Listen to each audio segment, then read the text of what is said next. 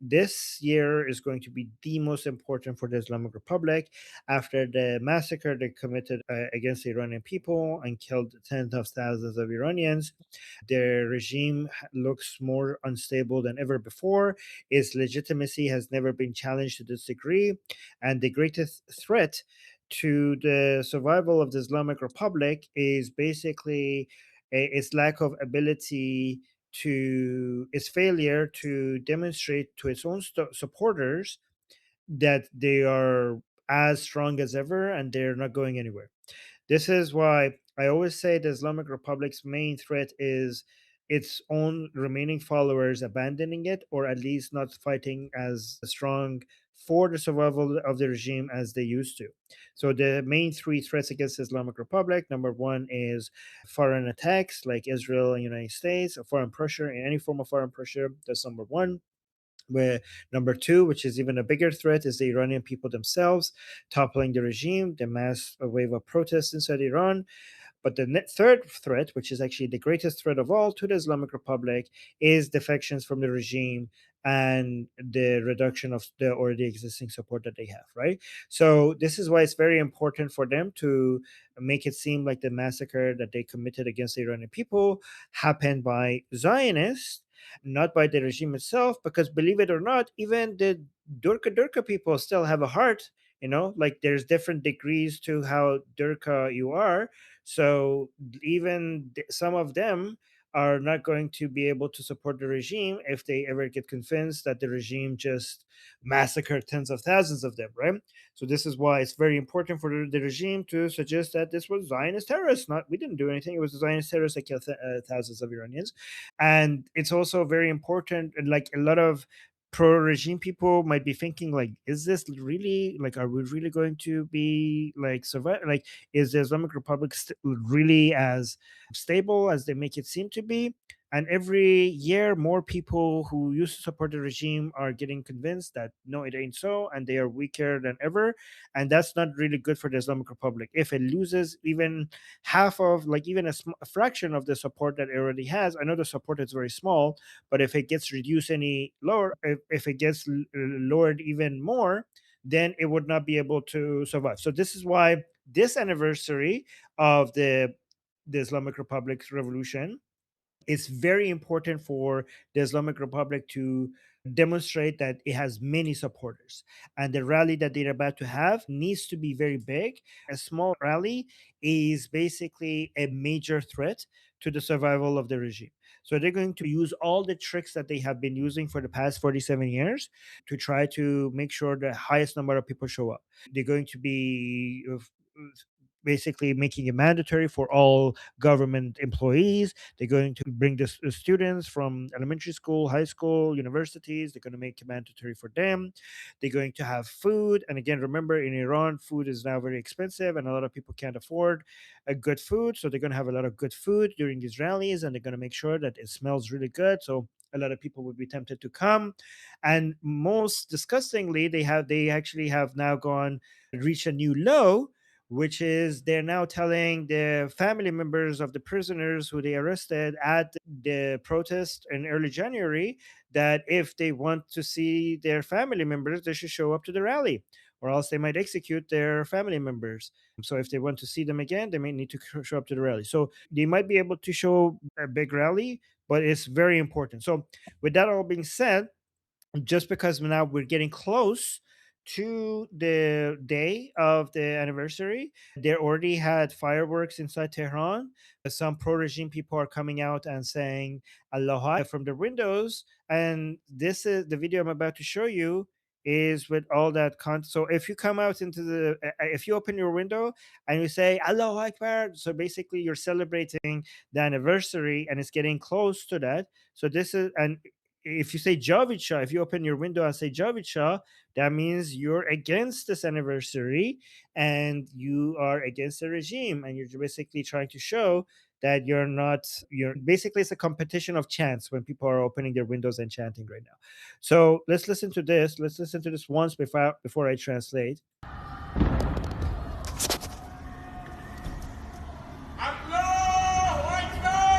زهر ما رو الله اکبر گوساله روانی خفه شو بابا 30,000 نفر رو کشتن ریدن به الله تو اون رهبر چلاقت خارکسته روانی بیا برو بابا کیرم تو ناموسه Okay. All right. So some guy is saying Allahu Akbar in support of the regime, and this guy is answering.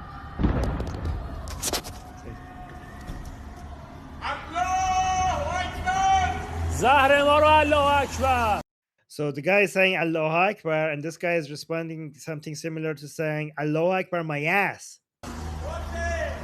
So the guy is saying okay.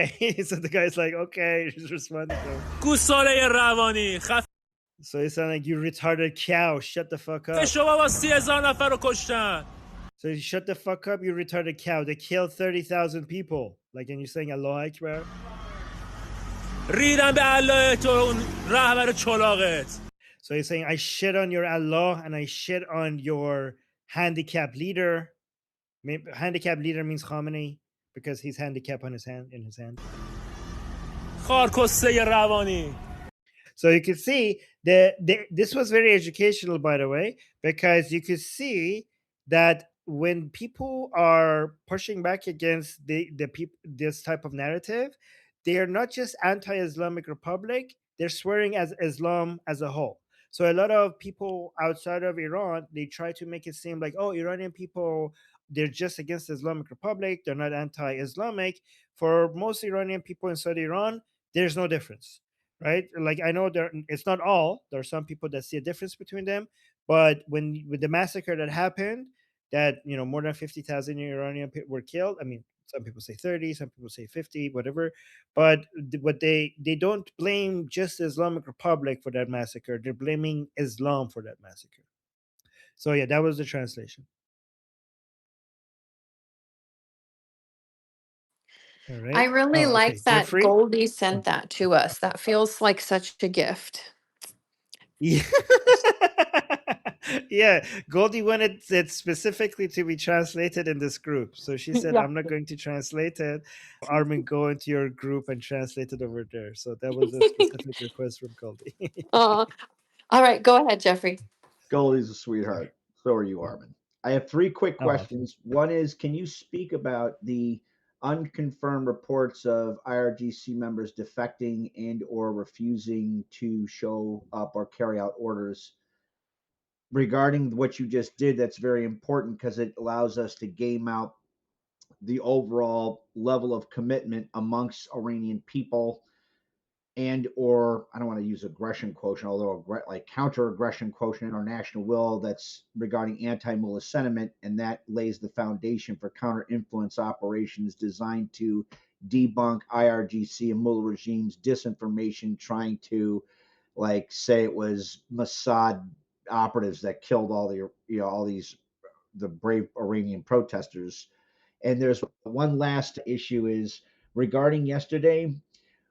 This is why what you, Goldie, Tusi, Brigitte Gabriel, all the rest that are supporting His Highness Reza Pahlavi is so important.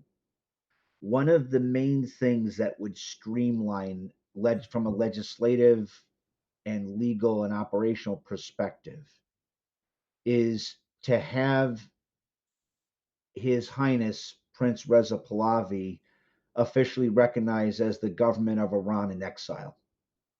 If that is done, that might be why you're seeing some of the Mullah regime's efforts to sow dissent amongst the opposition. If that is done, that means that a lot of other things can happen very, very, very quickly.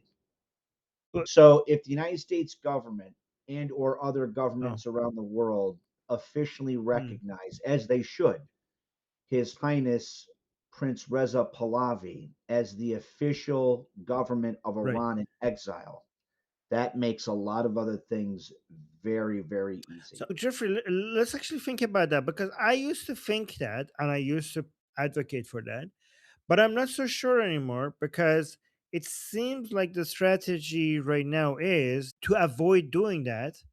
And that's by design to make sure that the point is made that the Iranian people have chosen Princess Pahlavi and Prince Reza Pahlavi has not been selected by the Americans to lead the Iranians, right? Based on what we saw happen in Iran, based on the millions of Iranians who showed up in the streets giving their lives, and more than 50,000 of them giving up their lives just to be able to say the Shah's name inside Iran, I think it has become very clear that nobody else has a shot. And if we remove the Islamic Republic, there is no other option. Like, the Iranian people are going to make sure that Pahlavi will rule. Like, the Iranian people are going to make sure.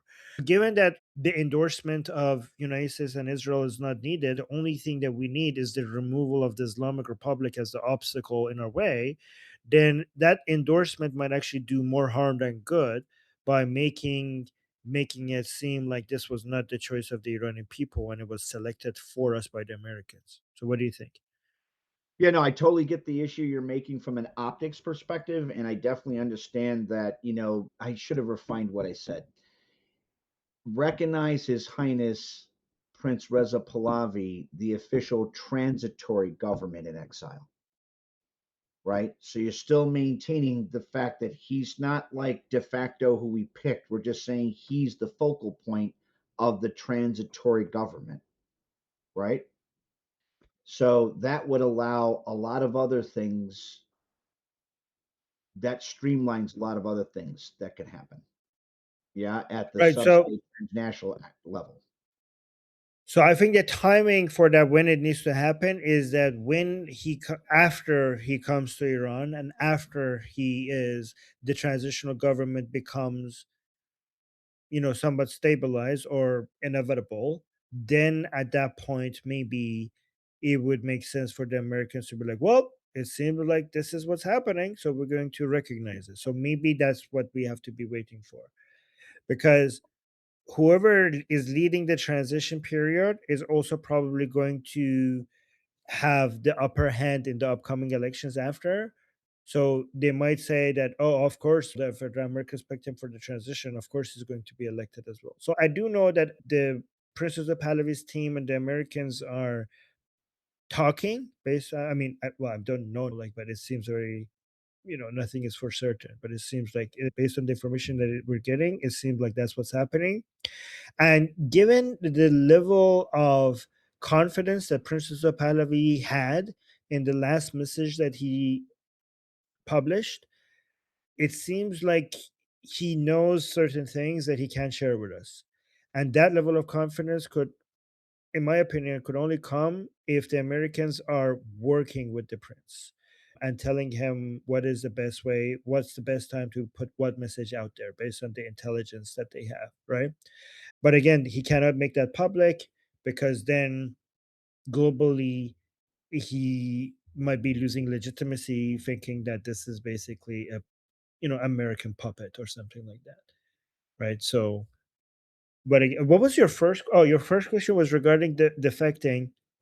So there's a recent interview by Princess Pahlavi, which we should actually play on the show, which he talks about the people he has inside Iran, and he confirms that he has many people from the armed forces. I have to watch it on the show where he talks about IRGC, or is it just mostly the Artesh? But he does confirm that he has many people defecting to him from the Islamic Republic. I don't know, when it comes to strategically, I don't know how these people are going to be used and when they're going to be a difference maker. He said he has so many people who defected to him. So where were these people when the Islamic Republic were killing Iranians, right? So some anti-Pahlavi people say, like, see, that was a lie, because if he did have any armed forces on his side, they would have showed up and protected the people. But I don't think, I mean, strategically, I think these people don't understand. Like, I mean, they're not military experts, and I think, like, that's not the point of these defections. I think they're meant to come in at a different time. By the way, actually, that's a good thing that you're here, Jeffrey, because I should be asking you about that. What do you think is the best? Why do you think that they? I mean, I think that if they came during the protests to protect the people, they would basically be losing their this card that they have, they would like this is a really important card that they have. They shouldn't be just using it for any. If they use it now and I don't think that it would have made as much of a difference to basically completely stop the Islamic Republic from killing people. All it would have done, it would have made Princess of Pahlavi lose all the people from the military that he has on his side without actually much to show for. I think that's why they didn't use that. They would just basically all of them would have been exposed. But what do you think? Like because you're more of a you understand military strategy more. Can you tell me like what Use what in I got. your I got bumped and booted. I had to join back, so I missed some of that. Use what specifically? so Princess of Pahlavi has confirmed that many people are defecting from the armed forces to his side, right? And he has many of them, right? And there are some anti-Pahlavi people who are saying, well, if you had all of that, where were they? Why didn't they show up to protect people in the middle of the protest? So, based on your understanding of military strategy, what is your explanation for why they wouldn't be used at that point? Well, you kind of touched on it. I mean, without looking at all the details, I can't give a definitive, assessment. I can tell you what kind of like comes off like shooting from the hip, though. If you don't, you're inside. So you have anti-Mullah and IRG forces inside Iran, occupied Iran. And the Mullah regime is very much in control of a lot of different traditional means of communication. Anti-Mullah regime forces may not know what their overall numbers are, and they don't want to like waste them, right? To have them come out piecemeal or they're gobbled up piecemeal. In other words, they're conserving forces until they know they have enough mass to remove the Mullah regime. Additionally, it would be hard for them to communicate amongst each other, it seems like, even with Starlink, so that they would even be able to know or coordinate how many people are the anti-Mullah or IRGC exist, right? Because you have to be able to coordinate between all that. I mean, you can use things like low-tech counters, almost like the good guy version of a Hawala network. The issue of that, though, is that because you're using those primitive means, the information cycle is far more protracted. It takes longer for you to coordinate everything, right? It's a lot easier to coordinate stuff when I can just send something like via text at the speed of light, not so quick if I have to send a runner from point A to point B, circa something that we used to do in the First World War. Okay. All right. Okay, so let's go. I saw we have more hands risen. First on the list today, my question is, do we have anybody in chat who's like really good with AI? I have a vision right now that Khamenei is down in a bunker, and I know that this whole party is about to happen, but I feel like he's crying and he's playing James Blunt, Goodbye My Lover, Goodbye My Friend, and just that's what's happening down there. This country, his control is about to go down. People are partying. He smells the meat too, but he's playing this song crying, kind of like Michael Scott on The American Office, if anybody's familiar. So I would love for someone to like make that into a visual for me. I don't know if that's very difficult. I don't know about like using technology. Okay. Wait, is that a video or like with the song? You want the song included? Or even maybe just a still shot with the song. I would love to see him crying. I don't know how hard this is. I don't know, like, am I asking for a lot? Potentially. Yeah. No, Oh, it's okay. actually quite easy. All you have to do is like just give the prompt, or describe the prompt, right? Make an image and then give the image to Sora and just get Sora to then turn the image into a video. So it's All actually right. you could do it in 2 steps and then you could add the music on top of it. Love that. Writing it down. Do you have any subscriptions to any of the AI? Armin, just like based on that question, I feel like you know that I just learned how to use Grok. Oh, okay.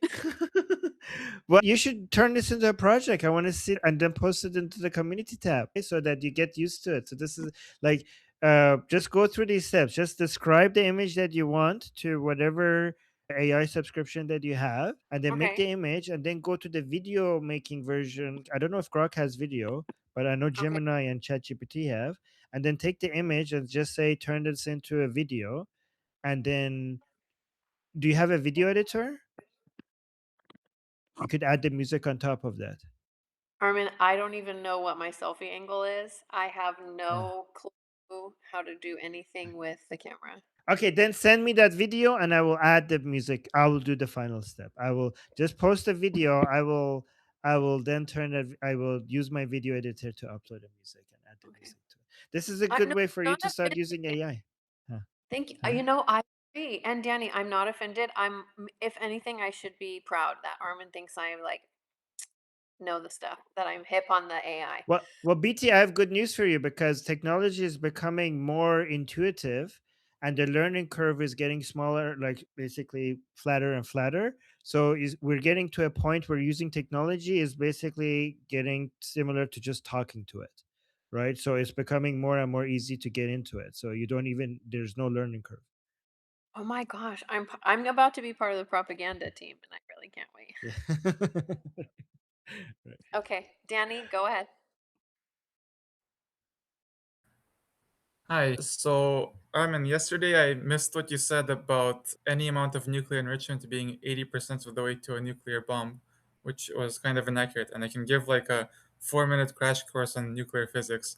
But if we're not here to discuss nerd shit, then you can cut me off about this. Well, I'm hearing this from military and experts. I'm just repeating what they're saying. I'm not Yeah, an expert myself. I was just going to explain what the 80% figure means and how it's both overestimating and underestimating how close. So the average of overestimation and underestimation together would be a correct estimation. So you're basically telling me I was correct. So if it's both overestimating and underestimating, I'm going to average that out and I'm going to basically say, so I was right based All on right. what you're saying. So thank you for confirming Okay. that what I'm saying. Okay, then you So were go right, on. but let me give you some context then. So Right. the first thing you need to know is that elements come in different isotopes, which have virtually identical chemical properties, and it makes it really hard to separate them. So guys, what I was repeating based on what I've heard some experts say, this is not, I'm not an expert. What I've heard is that the main once you get to enrichment of uranium, starting it is a lot more challenging than improving it, right? So this is why, again, these are like made up numbers, but a lot people say basically having an enrichment uranium program is how you have already passed a major obstacle that has gotten you so much closer to having a nuclear. So basically the distance between not having enrichment of uranium to having one is bigger than having any amount of enrichment of uranium to getting to the point where it's enough to have a nuclear bomb, right? So that is why some people are saying that if you have any amount of enrichment of uranium, you're already 80% there to having a nuclear bomb, right? So it's not like from 0 to 1 is 1%, and then from 1 to 90% is 90, then 90%. It's from 0 to 1% is like 80%, and then from 1% to 90% is the remaining 20%. Again, these are not accurate numbers, but it just basically gives the message. So this is why Marco Rubio, for example, was communicating that we shouldn't be allowing the Islamic Republic to have any amount of enrichment of uranium, because even if as soon as they have that, they already have passed a major obstacle to having nuclear weapons. All right. So with that context, Danny, you want to add? Yes, so I was saying if you have different isotopes of the same element mixed together, since they have the same chemical properties, it's really hard to separate them. Kind of like if you have a bag of red and blue sand and you want to split it into a pile of red sand and a pile of blue sand. And when you take uranium out of the ground, it's naturally about 0.7% uranium 235 and 99.3% uranium 238. So in a nuclear chain reaction of any kind, you want to have atoms get hit by a neutron and then split and release energy and also draw out more neutrons to keep the reaction going. And uranium 235 is really good at that. But 238 is more likely to react to neutrons by other mechanisms, which slows down your reaction. So what you want to do is increase the concentration of uranium 235 somehow. And that process is called enrichment, and the enrichment percentage refers to how much uranium-235 you have in your uranium sample. So in a nuclear reactor for energy, you want to have a steady reaction over a long time, carefully controlled to neither die out or increase exponentially. So modern reactors don't use more than about 5% concentration of uranium-235, because any more than that, you have to compensate by control mechanisms. So any more than that, you're not using it for energy purposes. But in contrast, in a nuclear bomb, and I'm talking about the simplest version of a bomb, which is all the Islamic Republic needs to go for. The goal is to have really concentrated uranium so that you have concentrated like physically, so that you have as much of a nuclear reaction as possible before the thing blows itself apart into tiny pieces and stops reacting. So the closer you are to 100% uranium-235 concentration, the better. The Hiroshima bombs used 80%, but today we call 90+% weapons grade. So how the actual enrichment process works is the most efficient, energy efficient way to separate uranium-235 and 238 is to use the fact that they have different mass. So first you vaporize them into a gas, and then you spin them really fast in a centrifuge, and then the 238 gets thrown more to the outside, and the 235 stays more than in the inside by like a little bit. So what you do is you do this process and you repeat it many, many times. And if you keep taking the stuff from the outside, you're going to get more and more, from the inside, you get more and more concentrated uranium-235. And then you also have to run the process on the stuff that's thrown to the outside, because it's not garbage, it's just slightly less concentrated. But before you do that, just let's add also the fact that the Islamic Republic is enriching uranium up to 60%, which has no use cases other than eventually getting it to 90% and having for a nuclear weapon. So the idea, like they somehow have managed to convince a whole bunch of leftists around the world that this is only for peaceful purposes, even though they have no use cases other than nuclear weapon to go up that high.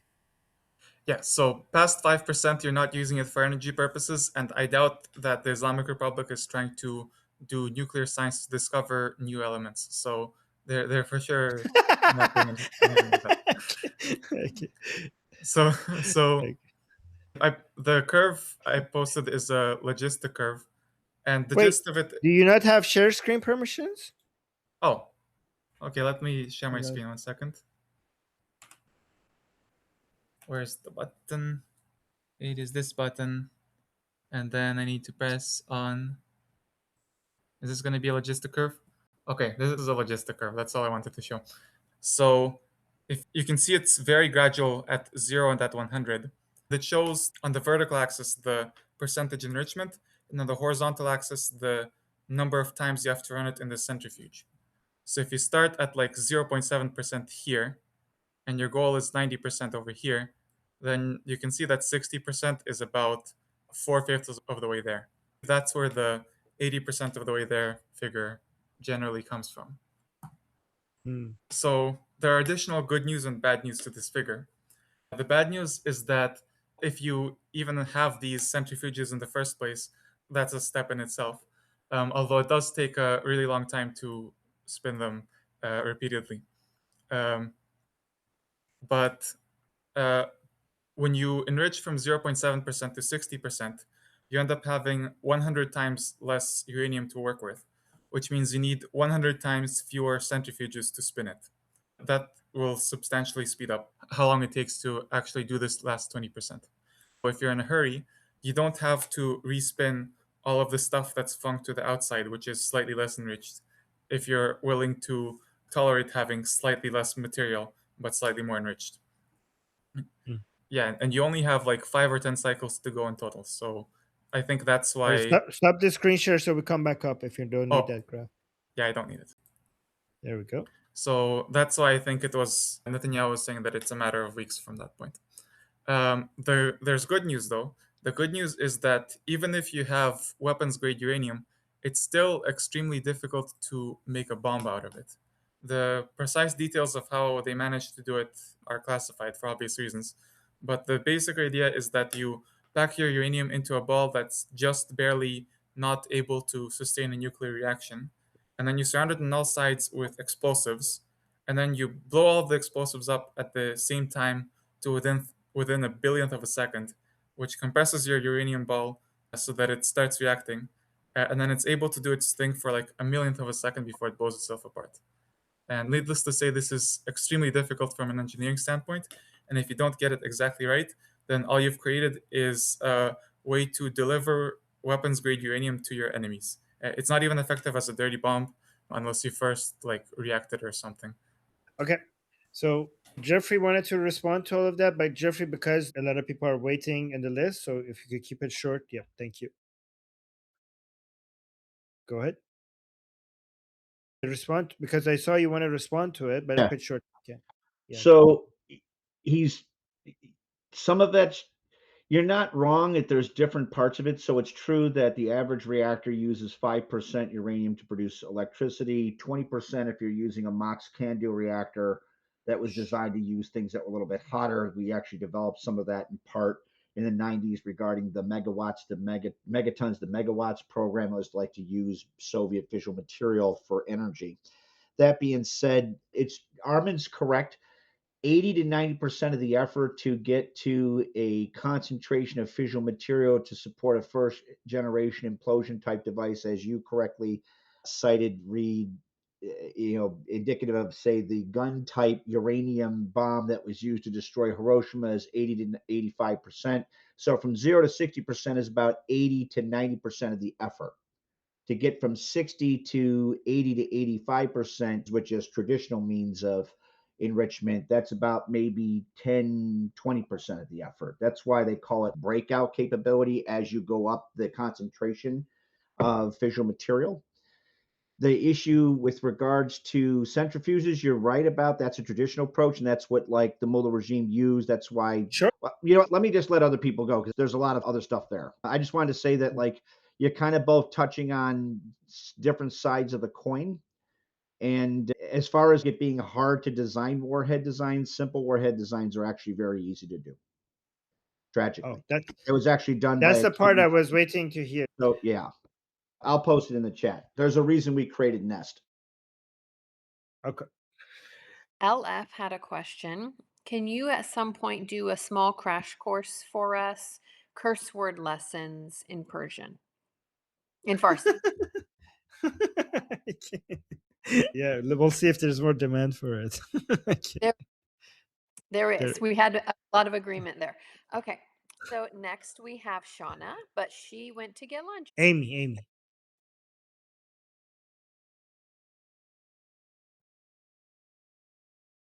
Amy? Is Amy here? Let me see if Amy is here. Yeah, Amy is here. I'm here. I got cut off, or I mean, I got kicked out again. Oh. I have a There we go. question for Jeffrey, kind of. Well, and for Armin, actually. All right. So when I was, okay, so I was 9 in 1979, and I remember watching everything on TV, whatever, blah, blah, blah, blah, blah. Well, they reduced Iran, in my opinion, in the Americans' eyes to a tiny country. In my mind, Iran was a tiny country, like Iraq. Physically now, I see that Iran is huge, ginormous. So I think coming to the conclusion that the scope and scale of this operation is so much more complicated based on the just the sheer size of the country and everything else. Um, and as usual, I don't know what my point was, but that's all. Thank So you. before Jeffrey responds, let's give context for the people who might be watching this later. So the operation Amy is referring to is United States attacking the Islamic Republic after all the military buildup around Iran. So yeah, she's not wrong. Iran and the Mullah regime is not the same as attacking the Ba'athist regime, not the least of which is that the Mullah regime has spent the past 40 years both strategically hardening and dispersing its primary centers of gravity. So ballistic missile sites, aircraft, like hardened underground airports, C4SR, like nuclear and WMD production and storage facilities, et cetera, et cetera. The target set is far broader and deeper. That's constantly a moving target and evolving, not the least of which is material support being provided to the Mullah regime vis-a-vis Putin's criminalized counterintelligence state, the Chinese Communist Party, North Korean regime, and elements out of Pakistan. That said, that's why we're placing more and more assets in the region to be able to service that increasing target set. There's also other coterminacies, there's other lines of effort the Mullah regime's pursuing, not the least of which is increasing its ballistic missile production capability. Their target is to increase it to 300 solid fueled, medium, and intermediate range ballistic missiles within a couple of months. Israel is rightly getting very, very twitchy, which is why, almost assuredly, without me saying, in any definitive manner, why Bibi and President Trump has bumped up their meeting this week regarding these issues. So we can definitely service the targets. The issue is, how do we do that? Both sides are trying to position themselves where they can give the other side a knockout blow, or with regards to us. And the Mullah regime's trying to position itself where it can have a retaliatory capability that would make striking unsustainable or desirable. The point, though, being, and this is why Senator, now Secretary of State Rubio, very much rightly, consistently reiterates, along with Bibi, the Mullah regime is never going to give up its pursuit of nuclear weapons or WMD capability. They have to go. Who's to stop them from just sitting there and assisting the Mullah regime to produce that stuff outside of Iran? I mean, like, the list is endless. They have to go. That said, there's devils in that detail, right? So, Amy, I want to actually talk about the size of Iran as well, because my understanding is that traditionally that makes things difficult for your enemies, but in modern warfare, it might actually make it easier for them, right? Especially for a country like Israel. The bigger you are, the more area do you have to defend, right? So remember, if you wanted to attack a country, like the state in a country, you would have to go across the borders, and if they had mountains and everything, it makes it difficult to pass and all of that. So there's a lot of areas to cover. But for example, the 12-day war, like Israel, when they attacked the Islamic Republic, they didn't even go through the Islamic Republic soldiers. They just went right where their commanders were sleeping. Traditionally in war, the commanders are the last people who die. There's a lot of soldiers in your way that you have to go through before you manage to get into one commander, right? But like in the 12-day war, most of the soldiers were spared, and the commanders were the ones who first to go first. And you have a lot of airspace. Like, for example, if you're Israel, if you buy, I don't know, a Patriot system or a THAAD system, you cover the entire country. But if you're Iran, if you're ruling over Iran, then how many like Russian S-400s you need to buy, right? To be able to cover all that airspace. That's really difficult. There's a lot of areas where your enemy's planes could just go flying as if it's their own airspace without any worry. So there's that. Also, there's so many spies you could have around the country. Like, how could the Islamic Republic monitor the entire, like, there's a lot of Mossad agents, there's a lot of commando units, like special operations soldiers in different parts. Like, you have so many places, so many big borders that they could just drop in their own special units in, and you can't monitor all that border. You can't basically look for Mossad agents everywhere in your country. They could just be living there for years without you ever finding them, right? So it introduces a lot of challenges for the Islamic Republic as well. So, I mean, yeah, it might be. It does introduce a lot of challenges for attacking when you want to do a full-on head-to-head confrontational war. But again, before you do that, even if United States wanted to do something like that, they could basically do a 12-day war style Israeli attack for the first week before they even do anything that the geographical area of Iran will become a challenge. Like, make like anything that makes the geographical area of Iran a challenge for United States will become less of an issue once you do all of the aerial operations that you do before you basically do anything on the ground. I mean, United States will be. It seemed like United States wouldn't be doing much operations on the ground anyways, and even if they do, it will be limited, and probably it's going to be only be limited to the nuclear sites. But given that most of it is just going to be bombardment from the air, the only thing geographically challenging is being able to have air bases close to Iran's borders, right? That's the only thing that matters.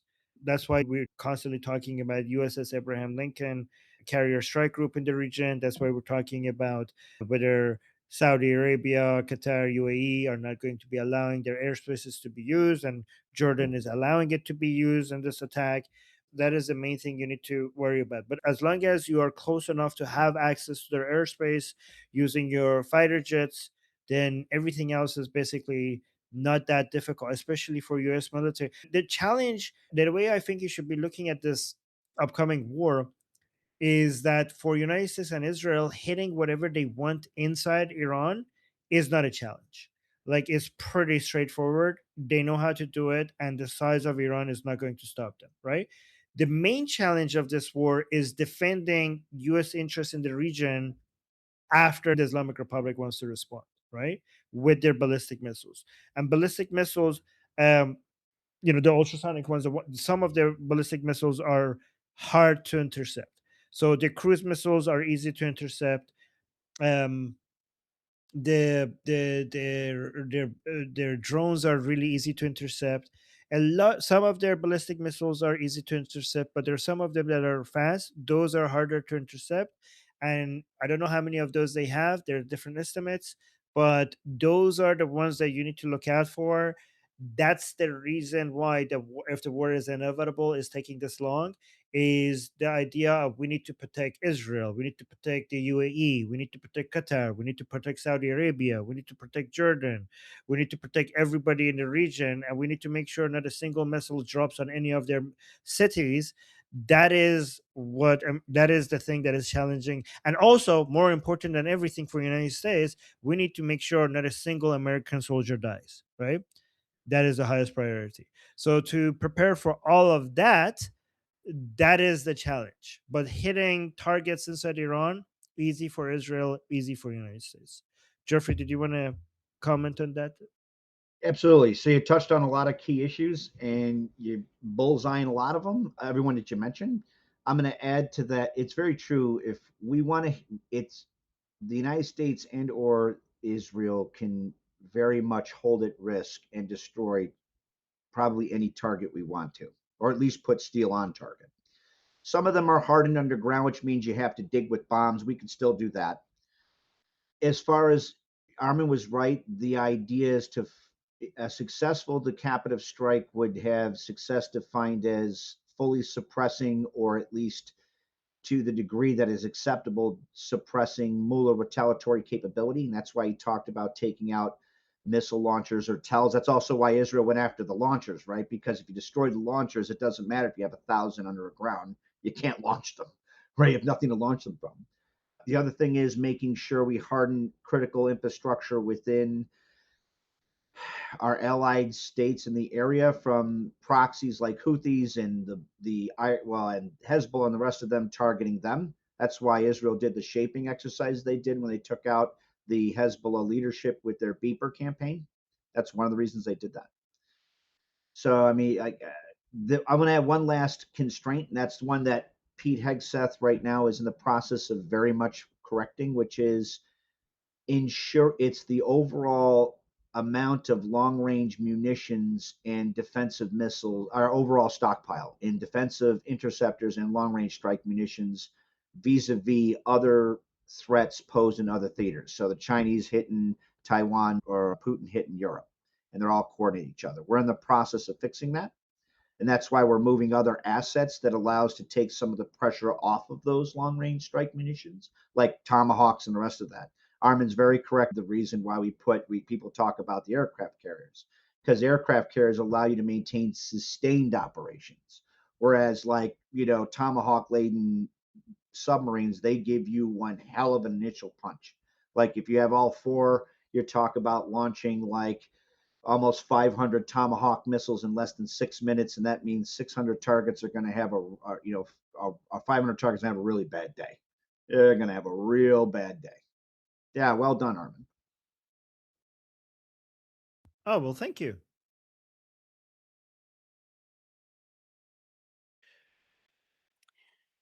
Okay, to fix apparently what my brain just took over earlier, I want to learn more curse words. That's apparently not at all what Oh. LF asked. She would like to know if we could have a video or some sort of training for the words that are in the chants, commonly used chants. Oh, okay, okay. A lot of sense too, and I So, also like that, but maybe part two curse words. okay. Well, I mean, we could do one chant every day. I mean, do we know the main ones? Like Marg bar dictator is death to the dictator. Marg bar Khamenei is death to Khamenei. Marg bar Jamhuri Islami is death to the Islamic Republic.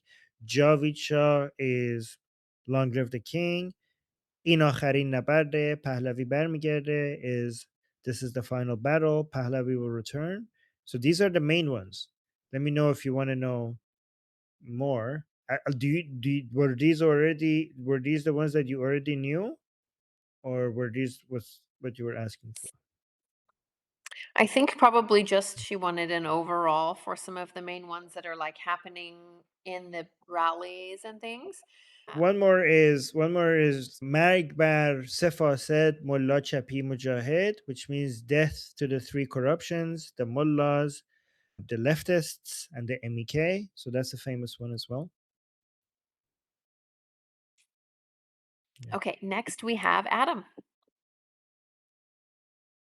I saw a post about a son of Hamas who we were talking about yesterday, and I realized I don't really know what I'm reading, and I thought, oh wait, I'm in school, I can ask a question again. And so I put a link.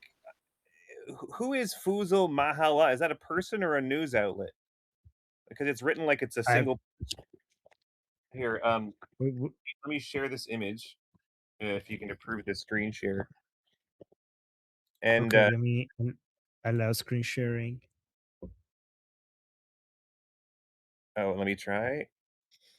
Because to be sure, this person isn't really saying enough. They're just saying like, "Can't we all get along?" But they're screenshotting Goldie and saying, "Oh, why Can can't we all get can you give along?" us can you give context for people before you Yeah, ask this, because some people might not know what you're talking about? Yeah. yeah. So many of us have seen on Piers Morgan, maybe, who was originally. You were saying yesterday that you guys were trusting him, but now you're not so sure. But this post doesn't even say anything about So you're separatism. talking about Musab. You're talking about Musab, which I never trusted, by the way. Oh, right. Well, yeah. You said you always thought that he was not very clever, and you just that people liked him. Retarded. The word I used was retarded. This is a bad tab to share. Anyway, this I'll just read this really quick then. What does it say? It says, "This is a message not just to those who follow me and have personally reached out to me, but directly to Goldie Gamari and Masab Hassan Yusuf." Now I don't know who this is. It looks like a news outlet, a person. It says, "I respect you both immensely. I believe you both love Iran and want what is best for the Iranian people. That shared intention matters more than any single disagreement. I disagree with Goldie's view of Mossab, and I also disagree with Mossab's view of Pahlavi. Disagreement should not mean erasure, and it should not mean turning on whatever, blah, blah, blah. I mean, I think I know what our answer is going to be to this, but Reza Pahlavi has never sought to return to Iran as Shah. He lives a good life in the U.S. and does not need power, status, or risk. His position is clear. If he returns, it would be as an interim figure to help stabilize Iran after this regime collapses and then step aside for a democratic process chosen by the people. Whilst this is a hugely simplified summary, I believe him, and the past is the past. I also know Goldie's respect for Reza runs deep. My own father shared that respect and was in contact with Reza before my father passed. These bonds are not superficial, they come from genuine concern for Iran's future. As for Masab, and this is where I don't really know what's going on much, even when he says what he says is painful or difficult to hear, I do not believe canceling him serves the cause. He has been a force for good, and movements that destroy their own voices over disagreement inevitably weaken themselves. The real enemy is the regime, not each other. A united house shall stand, divided one shall fall. And he just basically says we all need to get along, but he doesn't actually address the substance of anything. Like for a guy who says he doesn't want to cancel him, he's not addressing what he's saying either. you know? So it's a bit of a funny Yeah, move. so this person who He is posted this facile. is also this person who posted this is also retarded because he started by saying that Musab, son of Hamas, he knows that he loves Iran.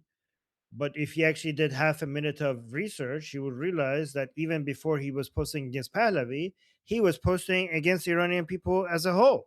Hmm. So he doesn't love Iran. He hates Iranian people. So where is he getting that from? That he loves Iran? Yeah, good. No, I just thought you could comment further on it, so I'll let you take from here, fill us in about Yeah. about. I think he's just jealous of Iranians because like it's pretty unique. Like people find it like, oh my god, look, an Arab who is pro-Israeli, who's anti-Hamas. How interesting! Wow, but that's not very interesting when you when you like. I think it just loses its interest when you have millions of Iranians from the Middle East being this aggressively anti-Islamic. So it just loses like having an Arab person saying, "Oh, Islam is bad." Sometimes people in the West like, "Wow, so cool. We haven't seen that before." But then if you have millions and millions of people from the Middle East coming out and saying, "I shit on Islam. I shit on every page of the Quran," then that is not a very right. Then your position of being anti-Hamas and anti-Islam is not very interesting anymore because it's just very common. Like that view is coming from the Middle East. So I think he feels threatened by the Iranians' anti-Islamic position, pro-Israeli anti-Islamic position, right? So he's just trying to dismiss them as not important so that he maintains his. He wants to be the special boy. He wants to be like he's basically saying Israelis pick me, forget these Iranians, pick me. Like I'm the proper Middle Eastern. Let's say that's him, and then what I don't know about is what's this separatist movement that he's hitching himself onto? Because I'm sure it has its own separate story. If I had to guess, he just realized that Iranians hate separatists. So he was like, oh, this is what you hate. So I'm just going to jump on this. I think that's why he's supporting that. It's noticing how Mm. sensitive Iranians are against separatists.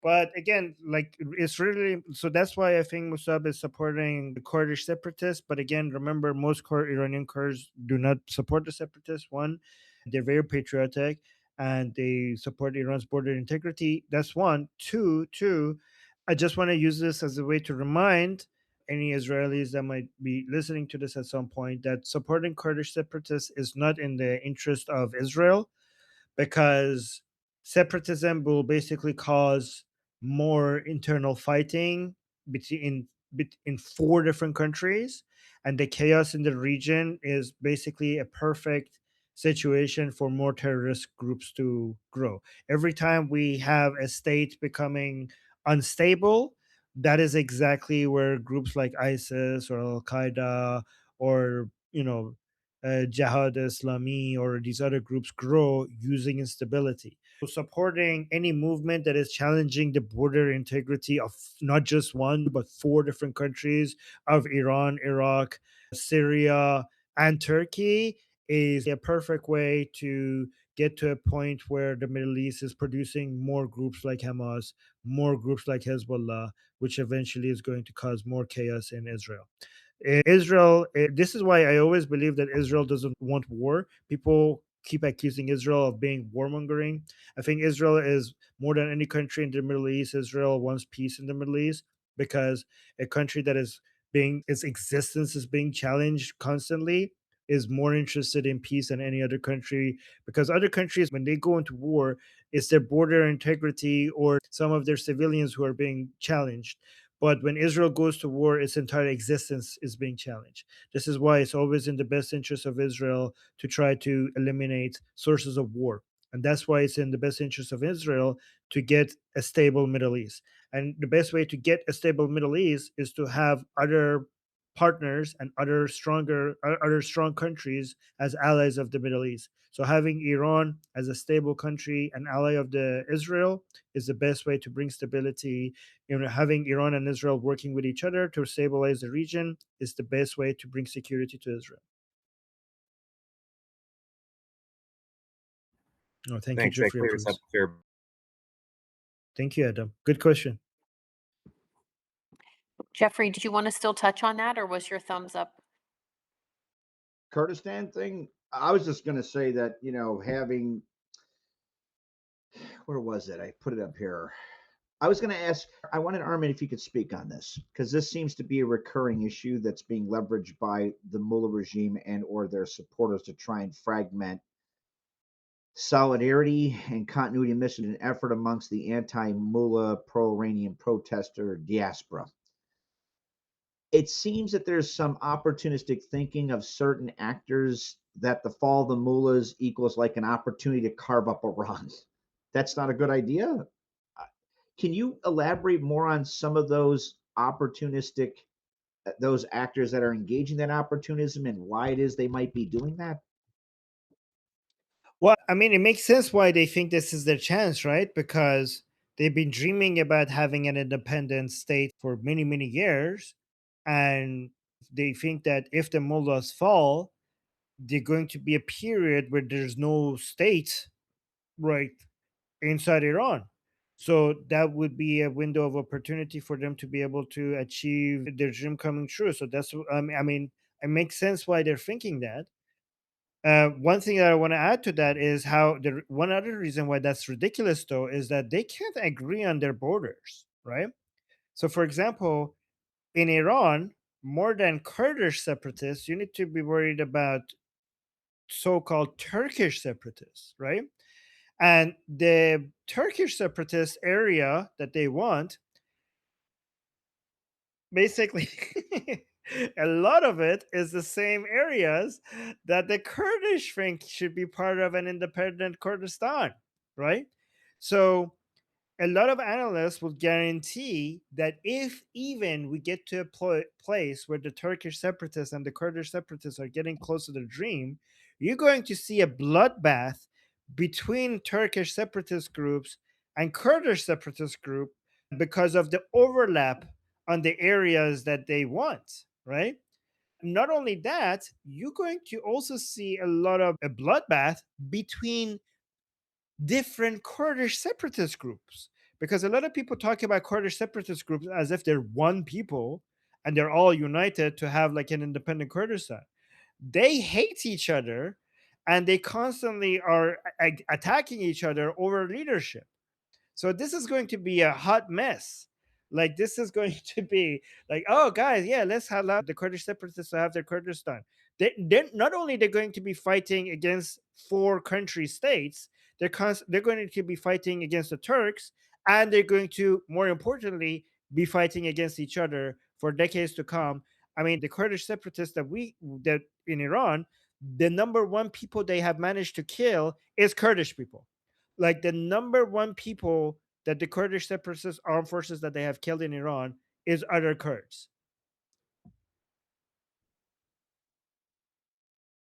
I don't know if does that even answer your question? Close. So I mean, I got the opportunistic part. Can you speak on the underlying motives behind why they want that separatism, and the reason that's operationally significant is what is the chance of, say, anti, like pro Mullah regime elements using intra Kurdish separatist conflicts to cause insecurity flows, either to undermine our efforts, the anti Mullah Persian protesters' ability to take down the mullahs, or to destabilize Iran after Mullah regime is taken down during His Highness Prince Reza Pahlavi's transitionary period? And what can we do to But I didn't maybe, understand the second question. Can so you like let's okay, so the Mullah regime comes down. His Highness yeah, Prince Reza Pahlavi comes in as a transitionary government, right? yeah. Transitionary period. Is there things in place that we can implement to ensure that other pro Mullah Mm. actors after the Mullah falls stir up aggravation and conflict between different Kurdish separatists with the idea of having some of those insecurity flows spill over into Iran to try and destabilize Iran during its transitionary period? Is there anything we could do to basically stop that or limit that? But that's what you're saying. Okay. All right. So first of all, the reason why some of them want to do it is because this is their bread and butter, right? Because they get paid for doing this. This is the movement that they belong to. This is their identity. and they don't know anything else. Like this is all, this is like, these are like, I mean, why do we have like ISIS terrorists, right? This is their identity. A lot of them are commies, by the way, if you go like the Kurdish separatists, and they're basically against all forms of, governments, modern, nation states.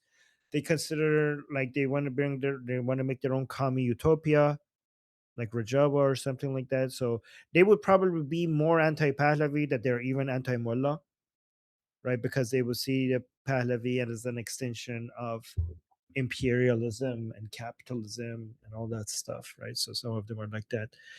Their motivations vary. Some people suggest that because they're oppressed, and like, but who is not oppressed inside Iran? Like, what the right? What are you talking about? Right? So, like, the whole country is oppressed. Like, there's that. But okay, so regarding one thing I want to mention is that they're actually, the Islamic Republic likes them. A lot of people think the Islamic Republic is against the separatists, but the Islamic Republic benefits a lot from separatists, and I wouldn't be surprised if they're getting supported by the Islamic Republic, because the Islamic Republic's main narrative is that, one of its main narratives has always been that even if you don't like me, I'm the only thing that is holding Iran together. So the fear of separatism has been a major way that the Islamic Republic has been ruling.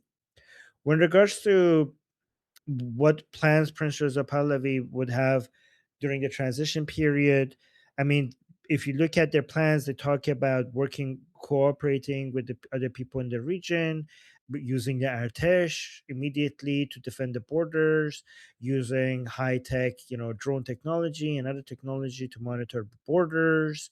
I do think that many Kurdish people and Azeri people themselves would be like signing up to defend the borders. So for example, with our Kurdish separatists, we have so many Kurds who are patriotic and would want to defend Iran's borders, that I think we're not going to have a shortage of people volunteering to defend the borders.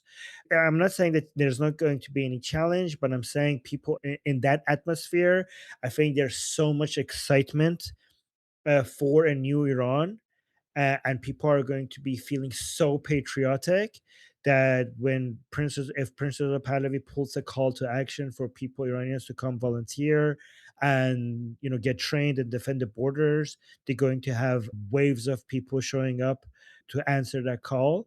So that's something I'm assuming that will happen. When it comes to more detailed military strategies regarding defending the borders and stabilizing the country, I did ask Princess Pahlavi's main advisor on my Persian show regarding that, and he did say that well, obviously that has been discussed, but a lot of that information cannot be shared. But it was reassuring to know that that has been discussed on a high level. But he did tell me that, like, well, obviously a lot of this can't be shared.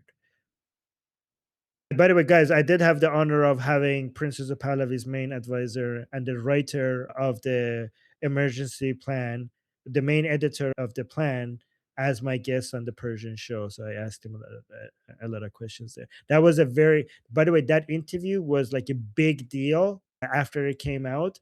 So many people were referring to it. It was like, it made big waves. Oh, thank you, guys. Oh, people are saying in the chat. That's pretty kind. All right. Okay, we have Susanna next, but before we move on, a quick question. Yay. If someone purchases the premium on school, does that payment go to school or does it help fund your program? Our program. In fact, school is really good by taking. I just spend it on like on basically growing this community, right? School is really good that it basically, compared to all other platforms, it takes very little.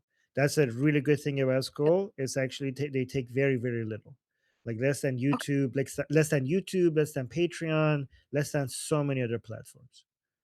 YouTube is so much, isn't it? Like 30%? Yeah, they take 30%. See, okay, that was the hope, was that it goes to you. So that's great to hear. Okay, Susanna. Hello. Hello. First of all, I want to show off something that I think you will appreciate. Look at this protein Basque cheesecake my husband made. Look at this. Wait, The you can macros, do the that? macros are so good.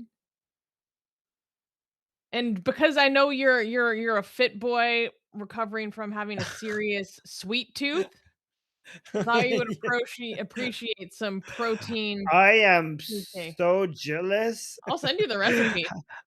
Oh my god, I didn't even know you could do that. It's Yes, not please. it's not even hard to make. Really? No, not at Okay, all. okay, Yeah. that's amazing. Can you actually post that somewhere that everybody Yeah, like I think you get like 30 to 40 grams of protein for like 300 calories. Oh, Yeah. that's pretty good. Anyways, I just thought you would like that because I know you're also a fit boy with a sweet tooth. Yeah. I am. Anyways, one thing that I've been thinking about recently, and Armin, feel free to tell me if I'm off base. I feel like Iraqis are catching a lot of strays lately because like I've been following some English speaking Iraqi creators that are extremely supportive of the Iranian people, but they're making a few good points and distinctions that I think are important. And it was really helpful for me to hear an Iraqi perspective on this because they feel like they're catching some stray bullets over here when people are talking about like Iraqis this, Iraqis that, on many different levels. So one of them would be like, as we talk about hash the shabi or whatever, like, let me be clear. Right. I would never deny that 100% there are like Iraqi militia groups being moved into Iran to go massacre people. Let me be clear. I'm not disputing that. But they, listening to them, they're like, hey, when you guys talk about these militias, I don't think you realize that these are our oppressors too. Right. Like the same way that if a Lebanese person was like, I fucking hate the Iranians because of what they're doing to my country, an Iranian would be like, hey, that's not fair. That's not Iran. That's the Islamic Republic. Like they make Right. a distinction. And it's the same thing for these militias. They're like, yeah, they are Iraqi, but we consider them to be traitors to Iraq. They're traitors to Iraq. They have more Right. fealty to the Ayatollah than they do to their countrymen. Like they have oppressed us first. They have massacred us first. They practiced on us first before they ever came into Iranian territory to go massacre you guys. They're like, and like us, we don't support it. Like they have, I understand why there's a lot of bad blood because there's this whole talking point about how we're going to make sure that Iran doesn't turn into what happened in Iraq, which I think is obviously one of the most important discussions to have. But there are a lot of Iraqis that are like, hey, like what happened in our country was complicated, but it was not simply a matter of we weren't ready for democracy. There was also a matter of they were actively being undermined and sabotaged by the meddling and corruption of the Islamic Republic. So they never had a shot. They never had a chance, and they have like a real wound because of that. And I understand that. So that's something that I've been thinking about a lot lately, especially as we see like these certain Iraqis that are like signing up wearing burial shrouds saying that they're going to go suicide themselves for Khamenei or whatever. Like I've seen Iraqis online talking like, guys, don't forget that we consider these people traitors. Like we do not, the same way that you consider the besiege like traitors to your people, the like oppressors of your people, like wolves amongst you. Like these are the people that are traitors to us. They're wolves to us. Like these are not our compatriots. They're on a whole different tip. So I don't know. I've just been thinking about that recently, and I think it's a good thing to keep in mind. The similar thing could be applied to Hezbollah, right? Like these people do not have allegiance to the Lebanese nation. They have their own project that they're a part of. that does not serve all of Lebanon, right? No, that's a very good point, and I'm going to bring it up on the channel as well, especially because we want to be able to have a good relationship with our neighbors after the fall of the Islamic Republic, right? That's going to be key for stability. If we are saying, like, if we're anti Iraqis, that's going to, that's going to be difficult to maintain a good relationship with our neighbors. But I do wonder, how much support do you think? Like, I'm pretty sure, like, if you go in Iraq, there are going to be people who hate the Hashtashabi. But by the way, guys, Hashtashabi in English is the Popular Mobilization Front, which is basically a terrorist group and a proxy of the Islamic Republic inside Iraq. But what do you think is the percentage of the people who think like that in Iraq, Susie? Like, because I'm almost sure that it's less, that attitude is less in Iraq compared to Iran. Like, this whole Well, I anti-terroristic, mean, yeah, I'm gonna be honest, like I have no insight into that because I only have access to like English speaking Iraqis who are also based in the West because it's safe enough for them. Right? right. So I don't really have a perspective on how popular it is. I mean, is there a lot of sentiment against the Islamic Republic in Iraq? Like 100%. Like they have no, I mean, I'm not gonna, I don't know what percentage, but there's a lot, like many people are fully aware of like how deeply they've been undermined by the Islamic Republic and how much fault like lays at the feet of the Islamic Republic. I think people are very woke to that, so to speak.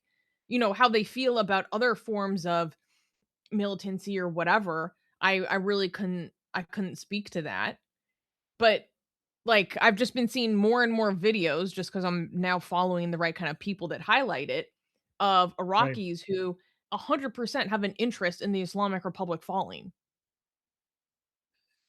Yes. So let me actually read this. So there is not no single current percentage, but support has dropped significantly. They used to have a lot more support. So peak support was in 2017, immediately after defeat of ISIS. Support at that time was very high. Polls suggest that approximately 90% approval among Shias and 60% among Sunnis. But the current trend is that the popularity has fallen sharply since 2019, particularly due to the fact that the PMF, or the Hashishabi's role in suppressing protests and accusations of corruption. So most Iraqis distinguish between the shrine units loyal to the state and religious authorities, and the resistance factions, which is basically, it says Iran backed, which basically means Islamic Republic backed groups like Kataib Hezbollah. The latter, which are often the ones designated as terrorists by Western nations, have much lower public support than the institution as a whole. But here's another thing that maybe some Iranians will point out. Even among the Iraqis who might be against this Hashtashabi, they're still pro some other Islamic armed forces that they are, like, they're still like Shia religious people, a lot of them, right? Whereas like the Iranian is like, fuck all of your Shia bullshit. But like an average Iraqi who might be against Hashishabi, they're only against Hashishabi, but they are like, they're only against Shia militia groups backed by the Islamic Republic, but they might support some local ones that are 100% Iraqi. And they're like, well, you still support some armed Shia militia groups. So how would you respond to that? I don't know, that's very possible. I mean, I'm not gonna speak Mm. on something that I don't know about, you know? Yeah, Like, it is complicated though, right? and I think like when talking about why Iraq has had like a difficult road with democracy, people talk about it kind of flippantly in this way as if there's like something unique about Iraqis that led to that being such a difficult road. I think it's extremely multifactorial, and the Islamic Republic had Right. like a very heavy hand to play in that, you know? Exa- So yeah, yeah. I just Yes. I was just felt bad for like a lot of these people I'm following. They're like, "Hey guys, we're really supportive of you. What's happening to you is wrong. We stand with you, but also please learn a little bit more about our history because like you're saying some stuff that's like not okay." And I'm like, "You know what? All right. That's fair. That is fair." Okay, but half jokingly, let me add something. Be careful telling Iranians to learn about Iraqis telling Iranians to learn about our history, because then the Iranians will point out, actually, you don't have a history. You're supposed to be part of Iran.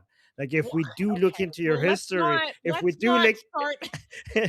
if we do look into your history, then we're going to be reminded that this is part of Iran's territory, and our Okay. capital, Tisfon, the Oh capital my of the goodness. Sassanid dynasty, is still on the other side of the border inside Iraq, and we probably want that back. So be Okay, careful. well let's not start with all that. I was referring to history of the 20th century. Thank you very I know, much. I know. But I'm just, yeah. Yeah. I mean, again, again, another joke, another joke. You have to be Iraqi to say our history, and by our history, you can't even go back 100 years because you're a made-up recent country. And when Iranians say our history, we're talking about th- thousands of years. And when you're talking about our history as an Iraqi, you're basically talking about two generations. Hey, so I'm just can a Persian go 5 minutes without talking about conquest, please, Armin? I don't know. That was just the Iranian in me just speaking. Yes. Some of my Persian friends talk so much about like how they've Persianized me. Like one of my friends' Right. dads literally calls me the Persian girl, like because they like want they like are but they know that I'm not, but like they want to claim me, and I'm like, y'all need to chill with the conquest. Like I'm not Persian, and it's okay that I'm not Persian. Persian conquest is like Cyrus the Great, with like a lot more. It's not like the Arab conquest. Like when Cyrus the Great did conquest, he would let the previous rulers rule. He would respect the traditions and the religion and the culture of the people in that era. He would even Ask the pay. Scythians how they feel about that, huh? Ask the Okay. Scythians how they feel about that. Okay. They have a different story. Are they around to even ask? But okay. Well, Yeah. nowadays, technically not really, but it's very Yeah. interesting to see how they portray him. They do not portray him the way that Iranians portray him. They portray him the way that you guys portray Zahawk. Okay.